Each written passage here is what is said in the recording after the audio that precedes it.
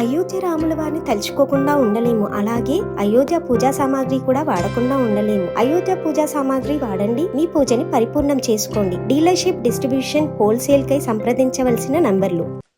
అందుకే మిత్రులారా, ఇవాళ ఈ వేదిక మీద నుంచి తెలంగాణ రాష్ట్రంలో ఉన్న నిరుద్యోగ యువకులకు నేను ఒక మాట చెప్పదలుచుకున్నా. 10 ఏళ్ళు ఆనాడు తెలంగాణ ఉద్యమంలో తెలంగాణ రాష్ట్రం కోసం కొట్లాడి 10 ఏళ్ళు తెలంగాణ రాష్ట్రం వచ్చినాక మీ ఉద్యోగాల కోసం, ఉపాధి కోసం కొట్లాడిను.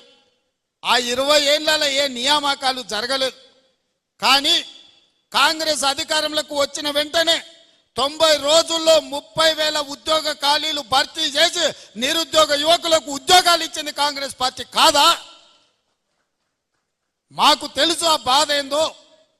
ఉద్యోగాల కోసం పిల్లలు ఎట్లా కష్టపడుతున్నారో తెలుసు కాబట్టి 90 రోజుల్లో 30,000 ఉద్యోగాలు ఇచ్చినాం. ఇదే కాకుండా ప్రభుత్వ ఉద్యోగస్తులకు ఎప్పుడు జీతం వస్తుందో తెలియని పరిస్థితి నుంచి ప్రతి నెల 1వ తారీఖు నాడు ఇవాళ ప్రభుత్వ ఉద్యోగస్తులకు జీతభత్యాలు ఇచ్చే పరిస్థితి కాంగ్రెస్ పార్టీ తీసుకొచ్చింది. ఇదే కాదు, డిఎస్సి నోటిఫికేషన్ గ్రామాలలో, తండాలలో, గూడాలలో పేదోళ్ళ పిల్లలు చదువుకోవాలి, టీచర్ల నియామకాలు చేపట్టాలి అని డిఎస్సి నోటిఫికేషన్ ఇచ్చి 11,500 ఉద్యోగ ఖాళీలు భర్తీ చేయడానికి ఇవాళ పరీక్షలు పెడితే ప్రతి తలమాసినోడు వచ్చి డిఎస్సి పరీక్షను పోస్ట్ పోన్ చేయమంటారు. నేను అడగదలుచుకుని ఈ వేదిక మీద నుంచి 10 ఏళ్ళ డిఎస్సి నోటిఫికేషన్ ఇయ్యనందుకే కదా పిల్లలు కొట్లాడింది, పరీక్షలు పెట్టమన్నది. 2022లో నోటిఫికేషన్ ఇస్తే ఇప్పటి వరకు పరీక్షలు జరగలేదు, పెట్టమనే కదా అన్నది. మనం క్యాలెండర్ డేట్ ప్రకారం ఇవాళ డిఎస్సి నోటిఫికేషన్ ఇచ్చి పరీక్షలు పెడుతుంటే కొంతమంది టీఆర్ఎస్ సన్నాసులు పరీక్షలు రాయనోళ్లను, చదువు రానోళ్లను ఇవాళ ప్రభుత్వం పరీక్షలు వేయాలంటారు.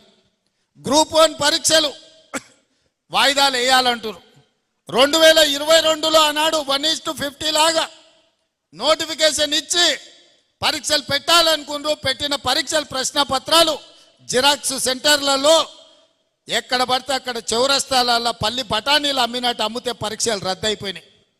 మనం వచ్చిన వెంబడే గ్రూప్ 1కు నోటిఫికేషన్ ఇచ్చి ప్రిలిమినరీ ఎగ్జామ్స్ మొత్తం నిర్వహించి సరైన సమయంలో 4 లక్షల మంది విద్యార్థులు పరీక్షలకు అప్లికేషన్లు పెట్టి 3 లక్షల మంది పరీక్షలు రాసి నిన్నగాక మొన్న 31,000 మందిని ఈ పరీక్షలకు పాస్ చేసి గ్రూప్ 1లో ప్రిలిమినరీ రిజల్ట్స్ ఇచ్చినాం.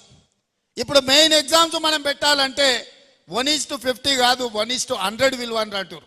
అంటే ఒక ఉద్యోగం ఉంటే 50 మందిని ప్రాథమిక పరీక్షలలో పాస్ చేసి మెయిన్ ఎగ్జామ్స్కు పిలుస్తామని చెప్పినాం. సగం దూరం వచ్చినాక ఇప్పుడు 50 కాదు 100 మందిని పిలువ అంటున్నాం. ఏందయ్యా ఈ దొంగన కొడుకుల ఆలోచన అంటే 1:100 పిలువంగానే కోర్టు స్టే ఇస్తుంది, పరీక్షలు రద్దు చేస్తుంది.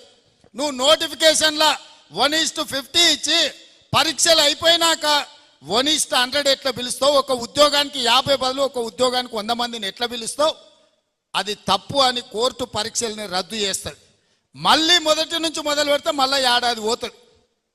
2011లో నోటిఫికేషన్ గ్రూప్ 1 ఇస్తే ఇప్పటి వరకు 13 ఏళ్ళలో ఇంతవరకు పరీక్షలు జరగలే, నియామకాలు చేయలే. వయసులో ఉన్న పిల్లగాడు మధ్య వయసుకు వచ్చాడు, పెళ్ళైనోనికి పిల్లలైన వాళ్ళ పిల్లలు బడికి పోతున్నారు, పరీక్షలు మాత్రం పూర్తి కాలే.